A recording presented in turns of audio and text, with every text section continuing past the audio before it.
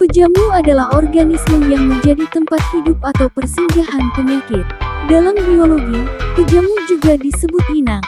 Inang adalah organisme yang lebih besar yang menampung organisme yang lebih kecil. Dalam epidemiologi, pejamu adalah salah satu faktor yang mempengaruhi terjadinya penyakit infeksius. Definisi penjamu dapat dibagi menjadi beberapa kategori. 1. Penjamu primer, penjamu yang secara alami terinfeksi oleh patogen dan dapat menularkan penyakit kepada penjamu lain. 2. Penjamu sekunder, penjamu yang terinfeksi oleh patogen setelah penjamu primer.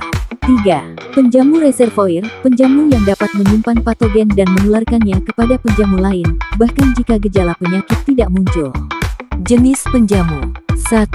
Penjamu definitif, penjamu yang menjadi tempat hidup permanen bagi parasit atau patogen, seperti manusia sebagai penjamu definitif bagi virus influenza. 2. Penjamu intermediat, penjamu yang menjadi tempat hidup sementara bagi parasit atau patogen, seperti nyamuk sebagai penjamu intermediat bagi parasit malaria. 3. Penjamu reservoir, penjamu yang menjadi sumber infeksi bagi patogen, seperti hewan liar sebagai penjamu reservoir bagi virus Ebola. Faktor-faktor yang mempengaruhi kemampuan penjamu untuk terinfeksi oleh patogen antara lain. 1. Kekebalan tubuh, kemampuan tubuh untuk melawan infeksi. 2. Kondisi kesehatan penjamu dapat mempengaruhi kemampuan tubuh untuk melawan infeksi.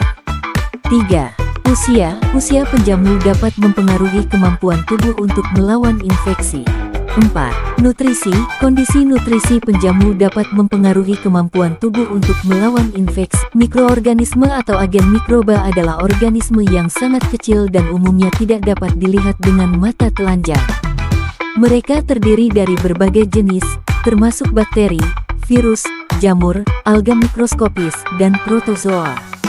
Mikroorganisme ini dapat ditemukan di hampir semua lingkungan, seperti tanah, air, udara, dan bahkan dalam tubuh manusia.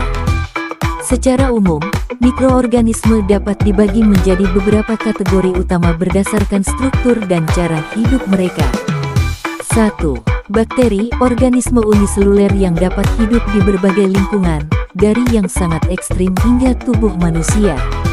Beberapa bakteri berbahaya, sementara yang lain bermanfaat, seperti yang ada di usus manusia.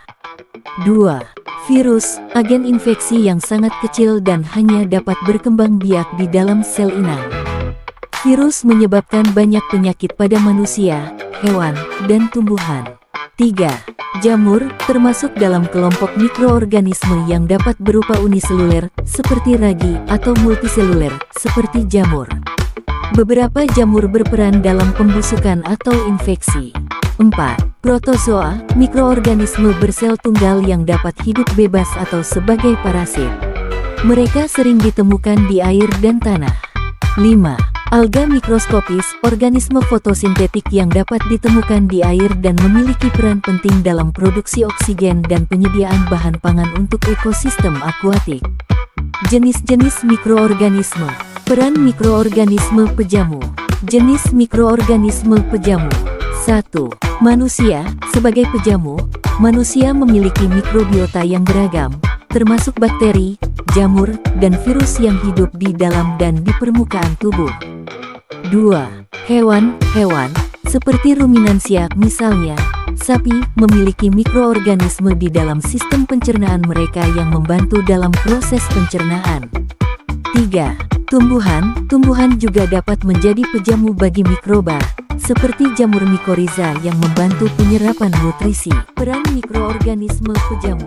Mendukung pencernaan, mikroorganisme dalam usus manusia membantu mencerna makanan dan menghasilkan vitamin. Melindungi dari patogen, mikrobiota dapat bersaing dengan patogen, mencegah infeksi. Menghasilkan zat gizi, beberapa mikroba dapat memproduksi zat gizi penting, seperti vitamin K dan B12. Mikroorganisme agen adalah mikroorganisme yang menyebabkan penyakit atau infeksi pada pejamu. Mereka dapat berupa bakteri, virus, jamur, dan parasit. Jenis mikroorganisme agen. 1. Bakteri patogen, seperti Escherichia coli atau Staphylococcus aureus, yang dapat menyebabkan infeksi pada manusia. 2. Virus, seperti virus influenza atau virus HIV, yang menginfeksi sel inang dan menyebabkan penyakit. 3. Jamur, seperti Candida albicans, yang dapat menyebabkan infeksi jamur pada individu dengan sistem kekebalan tubuh yang lemah. 4. Parasit, seperti Plasmodium yang menyebabkan malaria, yang hidup di dalam tubuh inang dan mengambil nutrisi dari inangnya. Cara kerja mikroorganisme agen. Invasif, mikroorganisme ini menginfeksi sel inang dan dapat merusak jaringan. Toksik, beberapa mikroba menghasilkan racun yang dapat merusak sel inang. Imunomodulasi, beberapa patogen dapat mengubah respon imun inang untuk meningkatkan peluang bertahan hidup mereka. Interaksi antara mikroorganisme pejamu dan agen. Simbiosis. 1. Simbiosis mutualisme, di mana kedua belah pihak mendapatkan manfaat, seperti bakteri usus yang membantu pencernaan makanan sementara mendapatkan tempat tinggal dan nutrisi. 2. Simbiosis komensalisme, di mana satu pihak diuntungkan tanpa merugikan pihak lain, seperti beberapa bakteri yang hidup di kulit manusia. 3. Simbiosis parasitisme, di mana satu pihak agen diuntungkan sementara pihak lain pejamu dirugikan, seperti infeksi oleh bakteri patogen. Mikroorganisme agen. 1. Antibiotik digunakan untuk mengobati infeksi bakteri. 2. Vaksinasi untuk mencegah infeksi virus. 3. Probiotik, mikroorganisme hidup yang bermanfaat bagi kesehatan, membantu mengembalikan keseimbangan mikrobiota. Proses agen masuk ke penjamu dalam biologi dapat terjadi melalui beberapa mekanisme, tergantung pada jenis agen dan penjamu yang terlibat. Proses masuknya virus ke sel penjamu. 1. Adsorpsi, virus melekat pada permukaan sel penjamu melalui interaksi antara protein virus dan reseptor sel penjamu. 2. Penetrasi, virus menembus membran sel penjamu melalui proses endositosis atau fusi membran. 3. Uncoating, virus melepaskan protein kapsidnya dan melepaskan genomnya ke dalam sitoplasma sel penjamu. Proses masuknya bakteri ke sel penjamu. 1. Adesi, bakteri melekat pada permukaan sel penjamu melalui interaksi antara protein bakteri dan reseptor sel penjamu.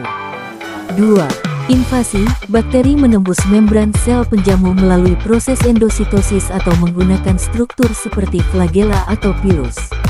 3. Survival, bakteri dapat bertahan hidup di dalam sel penjamu dengan menghindari sistem imun dan mengambil nutrisi dari sel penjamu. Proses masuknya parasit ke sel penjamu. 1. Invasi, parasit menembus membran sel penjamu melalui proses endositosis atau menggunakan struktur seperti flagela atau pilus. 2. Tropisme, parasit dapat bergerak ke jaringan atau organ tertentu di dalam tubuh penjamu. 3. Pertumbuhan, parasit dapat tumbuh dan berkembang di dalam sel penjamu, mengambil nutrisi dari sel penjamu dan menyebabkan kerusakan pada jaringan penjamu.